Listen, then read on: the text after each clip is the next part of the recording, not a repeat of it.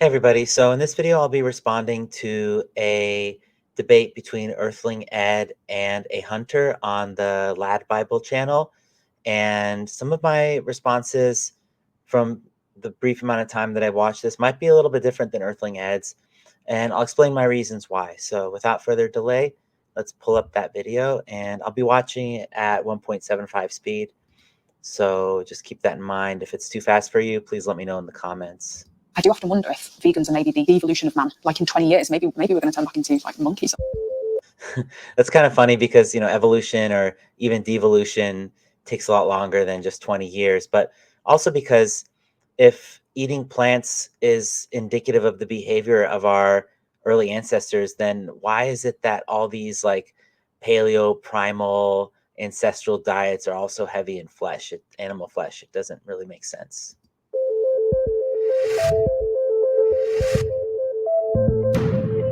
Hi, it's you. Nice to see you. How are you? Hi, nice to meet you. Hi. It is morally wrong to eat meat. So I would answer this question actually with a disagree or maybe even a strongly disagree because, for example, Ingrid Newkirk, who you might know through PETA, has said that after she dies, she wants her flesh to be barbecued and, for people to have kind of a barbecue eating her flesh. So in that case, there's somebody consenting to that, and I wouldn't consider that morally wrong. And I also think that, for example, if you're in a survival situation, that it can be morally justified. So I think, is it morally wrong to commodify animals to demand that animals be killed for you for unnecessary reasons? Yes, but it's difficult to answer this question without some nuance. So yeah, as you'll see, Ed put his cup on strongly agree, whereas I would probably actually be on the side of the hunter, and I would say strongly disagree for the reasons that I mentioned. And I would then get into that. I think it's a lot better to show people that you have common ground and then tell them your nuanced differences rather than to take this oppositional approach. But anyway, let's see what Earthling Ed says. Actually, Why do you say disagree, not strongly disagree? because it depends what type of meat. So what do you mean by type of meat? I personally disagree So I do like that Ed said, why do you say disagree and not strongly disagree? Because he's trying to see where they do have that common ground. So I do like that approach. with eating meat that has been bought from the supermarket. I don't believe in walking down a supermarket aisle to these perfectly wrapped pink pieces of flesh with kind of no relationship to where they're from. So what type of meat do you advocate for people to eat? I personally hunt the meat that I eat myself. I don't advocate that everyone goes out there and hunts because it's impractical. However, I do promote that there is wild meat available to be. So that's interesting that she pretty much admits that it's not practical for everybody to go out and hunt. So it kind of shows that the practice of eating animals, consistently as part of your diet is something that would have to involve things that she considers unethical, or at least that she doesn't like the idea of, wherein people are going to eat these neatly packaged animals. Purchased online. So I suppose I do advocate to eat meat that's been responsibly and ethically sourced over meat that's been produced in mass factory farm conditions. Like what we both agree on there is that we want people to be connected to what they eat. So mindlessly shopping in a supermarket is the last thing we want people to be connected. You use that word ethical earlier. Obviously, that's going to be where we have a huge disagreement, right? When we kill an animal, we don't show respect to them, and we take their life from them completely unnecessarily. And it has no purpose in either of our lives. We don't have to. So by default, it can't be ethical.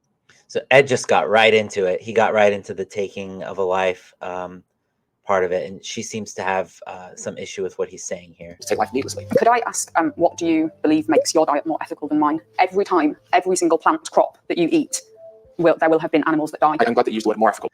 It reminds me of every mouse, every vole, every mole, they all just have to be eliminated for the vegan diet. I'm happy to admit that in the vegan diet, it's not perfect, but what it is it's a significant step in the right direction. It's a little bit troubling that they're just referring to the vegan diet, considering there's many different possible iterations of a vegan diet, but maybe I'm just being nitpicky here. It is natural for humans to eat meat. For that, I would say strongly agree. Let's see what this hunter and what Ed says. I'll be strong about that one.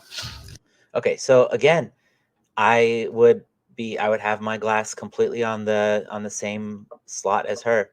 This is how I feel about the natural thing. Is I can't say that I strongly disagree or agree. I kind of feel like I should maybe be a little bit more in the just straight bang neutral in the middle because, well, I mean, because I think at the end of the day, it cannot be denied that we've eaten meat for thousands of years, right? And it also can't be denied that eating meat was a cornerstone in our survival, in our development in many ways, and it helped us progress as a species. That can't be denied. But I think that what is natural, it's kind of a fallacy because it doesn't translate how we should live in today's. Yeah, I mean, whether something is natural or not shouldn't translate to whether it's ethical or moral, but that's not what the question was asking. It was just saying, was it natural? So if you were to answer that, I would say strongly agree. World. There's a lot of things that we don't do that we consider natural. So what is natural doesn't connotate what is moral or immoral. So I think that it's irrelevant whether or not eating meat would be considered something that we have naturally done throughout history. It may or may not be relevant, but you're supposed to answer that question. And I think if you can side with her and then explain what your point of disagreement is, that's superior to just simply taking a contentious view to her view. Because we've changed so much as a species. I think it's a shame that we've changed, though. I think we need to keep that connection to nature. And I really, I mean, like you say, the science is there. We do have the canines, we do have the incisors for ripping and tearing.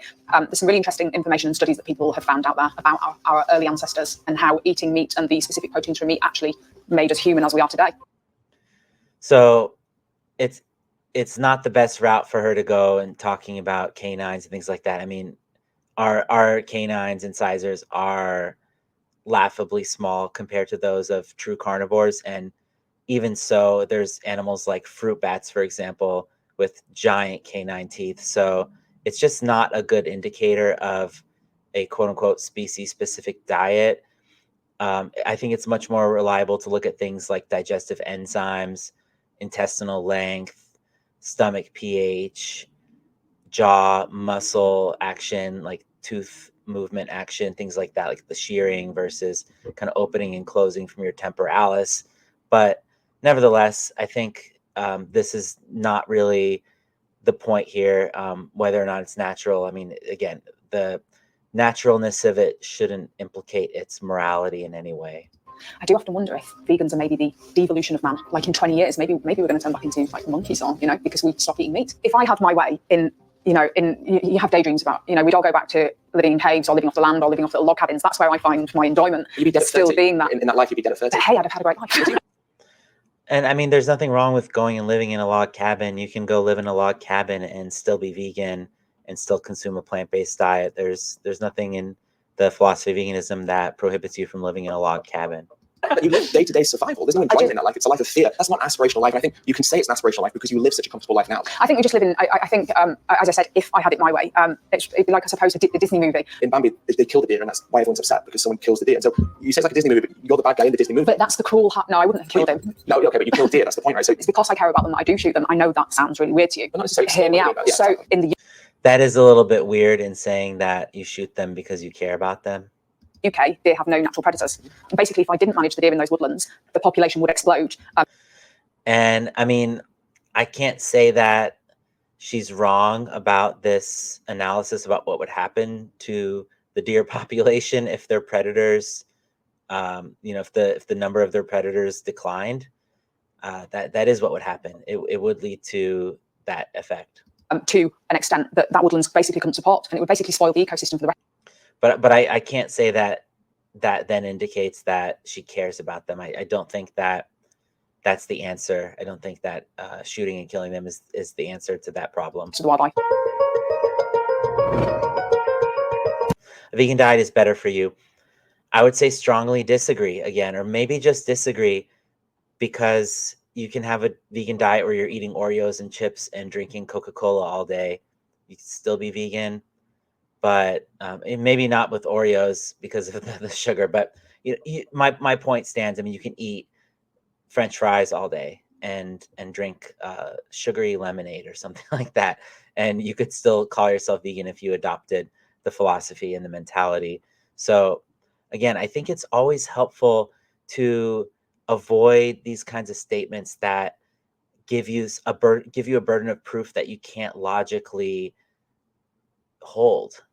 But let's see what Ed says here. I was a vegetarian when I was a child for the same reasons that we're discussing now. I actually got shingles, which was really unusual for someone of such a young age. Went to the doctors. I was really anemic. And he said she's not, I mean, I'm not saying this is the case now, but back then, the diet that I was having just wasn't meeting my nutritional requirements. Well, there is iron inhibitor anyway. A vegan diet is healthy for you. It's not true in its blanket statement, because obviously you could eat Oreos and Doritos all day and terribly unhealthy. Yes, thank you, Ed. I do like that she said that. So again, I think she put hers just on disagree, and he put his on agree. So neither of them were too far in either direction. I think there is appreciation between them for this nuance that I mentioned about specifically what is comprising your vegan diet. But at the same time, if you implement a whole foods plant-based diet, you're aware of where your nutrients come from, you're on that, then it absolutely can be. I'm staying neutral until there's more information about vegan diets, until it's Oh, hers is right in the middle. kind of taken its fruition and you've all turned into monkeys, and then we'll have the conversation. Well, we may be monkeys, but at least we won't have like coronary heart disease and such. You can love animals and eat them. So here this is the one where I think whatever Ed says, I'll pretty much probably agree with it. I think he'll probably say strongly disagree. I don't think that veganism is about loving other animals. I think that you can not love animals and not eat them. But I think that if you love animals, you wouldn't eat them, if that makes sense. So you can be someone who doesn't love animals and still be vegan because you believe in justice for them. Just like, you might not love somebody and still like a human and still want them to be viewed and regarded in a way that's just to them. But I think that if you do love somebody, then you would not eat them. Surprise, surprise. Surprise! So, did you used to eat meat? Absolutely. Yeah, I ate meat for almost 21 years of my life. And did you love animals at the same time? Yes, I said I did. Did you? You even know if you love them. I know. I love my dog. I actually tell my dogs, I'm like, I love you before I leave the house. So I know I love them. And you don't have to love animals to be vegan, right? It's not about, I think all animals are amazing. Yeah. Yeah, thank you, Ed. He said that. He said it right there. You don't have to love animals to be vegan. Spot on. You can dislike, snakes, right, and not want to kill them. I think it's just about autonomy, respect, and understanding that all life, all animals deserve to live without human-inflicted exploitation. If you lived in Australia, you would not feel the same about killing snakes. Trust me. No, well, maybe this is a great reality TV series. We'll put loads of vegans and loads of snakes on a plane. Remember the film? And we can put lots of hunters in an area where they don't have guns and crossbows and have to kill the animals themselves. Trust me, that would probably appeal to a lot of hunters. A deer, I'm sure, would look very graceful. There's no such thing as a humane slaughter. I would agree with that completely as well. If I open up a thesaurus, I find the word humane. What other words do I find there? And I find compassion, benevolence, kindness. Because if you're a human person, you're inherently benevolent, right? So for me, then I have to apply those words and say, is slaughter benevolent? Is slaughter compassionate? And I do want to recognize Ed. He's been one of the leaders, the pioneers of people understanding the word humane, and he's pushed very hard against this idea of humane slaughter. So I do want to give massive props to Ed for that. To me, it can't be that's an oxymoron, right? Because you can't compassionately take the life of someone who doesn't have to die. So therefore, in the absence of compassion or benevolence being used, humane can't be used either. So I strongly agree that it doesn't exist because it must be an oxymoron by that line of thinking. The problem is that you are taking life, and I'll go back again to the point I made. Vegans take millions of lives, so why are we different? Can't be perfect. We just eat. What's the alternative? Okay, so I can't be perfect. You know what? Let's kill everyone and do everything because death is inevitable. Everyone's going to die. So what makes the animal? So a natural consequence of this discussion where she's talking about presumably crop deaths and the many lives that are killed for a vegan to eat versus the life, maybe even one life that's killed for her to eat a deer or elk or whatever animals she shoots.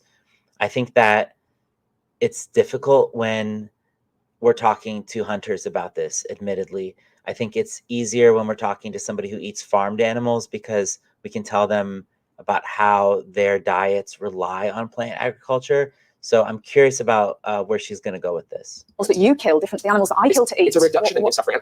So I think she's bringing up the idea of kind of like sentience being an on-off switch, basically. And what would actually be the relevant difference between the animals killed by crop deaths, for example, or by hunting? Let me make a point as well. Isn't there? Why is it a reduction in suffering? Because less animals are being killed overall. Oh my God, they are not. This is so untrue. This is so untrue. This is where it gets slightly complicated, isn't it? Because we have scales. I would say that the life of a cow is worth more than the life of, say, an aphid, right? I would make that thing, that statement. And so for me, yes, if you kill aphids during crop production, it's not ideal, but it's still a more beneficial option. I wish Ed would have gotten into his reasoning for why. I wonder if that was just edited out, but it seems like he just didn't get into why he would value the life of a cow more than that of an aphid. I do agree with him. And I think that is speciesist of me. But, just out of curiosity, I really wonder what Ed's explanation for that would be and how he would maintain his logical consistency along with that view. Than slaughtering other animals. And we can never eliminate suffering, can we? We can make steps to reduce as much as we can. Vegan substitutes taste worse than meat. I would disagree, but I think this is just really a subjective question. I don't find the smell of animal flesh at all appetizing anymore. It just repulses me and makes me feel like I need to get away. So I would agree with this. I mean, sorry, I would disagree with this. And even the worst tasting plant-based substitutes, actually, to me, the ones that taste the worst are the ones that taste most like animals. So I would definitely say that the substitutes are better tasting than the chopped up dead animal body parts. Let's see what they say. I have to be right down. I have to be down the middle because some do, but some don't. And it depends what meats and depends what you're comparing. Like, don't get me wrong, right? Some vegan cheese is horrific. Like the first time I had vegan cheese, I took a bite of it and I was like, this is going to be hard, right? So I get it. Like, not all vegan products taste good. Some vegan products taste rubbish. Some vegan products taste good. You know, like some vegan products taste good when I used to eat them, and some vegan products I didn't like. So I can't make a decision because it's both ways. You know. Do you think it's hypocritical though to be buying meat substitute products from companies, as you say, who have practices that you don't agree with, because you're still putting money in their pocket and still supporting the company? I feel like if vegans don't buy these products, then these companies will not make them, right? And then if they don't make them, then we can't make vegan food more accessible. I wonder if she's heard of things like Beyond Meat doing taste tests with animal flesh, or about Impossible testing the hemoglobin, or hemoglobin, or whatever it's called, on rats, I believe. I do think that there is an issue with supporting companies that do engage in practices with which you disagree. So I would answer to her, absolutely. I think that we need to put our money where our mouth is, and if we're against animal testing and the companies engaged in animal testing, we need not support that. Well, it's just in vegan only, supermarkets and in vegan only restaurants. And so, no, I think we should support them.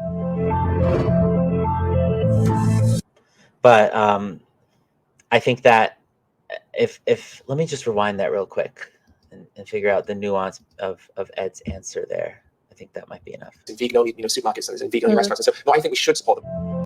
So is he saying that we should support supermarkets even if they're not vegan only? Because I would agree with that. These products, and these companies will not make them, right? And then if they don't make them, then we can't make vegan food more accessible. It's just in vegan only, Okay, he's just talking about in general, should we support vegan companies? And sounds like he's maybe just not aware of exactly what she's referring to in terms of maybe animal testing, or maybe she's not referring to that. But I agree with the overall sentiment that we should support vegan businesses as much as we can, and give primary preference to those businesses for sure. Supermarkets and in vegan only restaurants. And so, no, I think we should support them. Okay, so yeah, I think, and then in the last section, I think they both say that let's just finish it out. Yeah, no, I would. I would. I think we can learn from each other. I think there's room for all of us. I think we definitely need to assess our food production systems, though, either way. There's so much we can talk about, right? I feel like we agree on a lot. It's just we have this huge moment where we split. That huge moment there is something that requires a lot of conversation. Cheers. Cheers. Great. So I think they acknowledge that there's maybe things that they agree on, and I think it's nice that it ended amicably. And yeah, that's all for this video. I appreciate your watching, and I'll see you in the next video. Thanks for watching.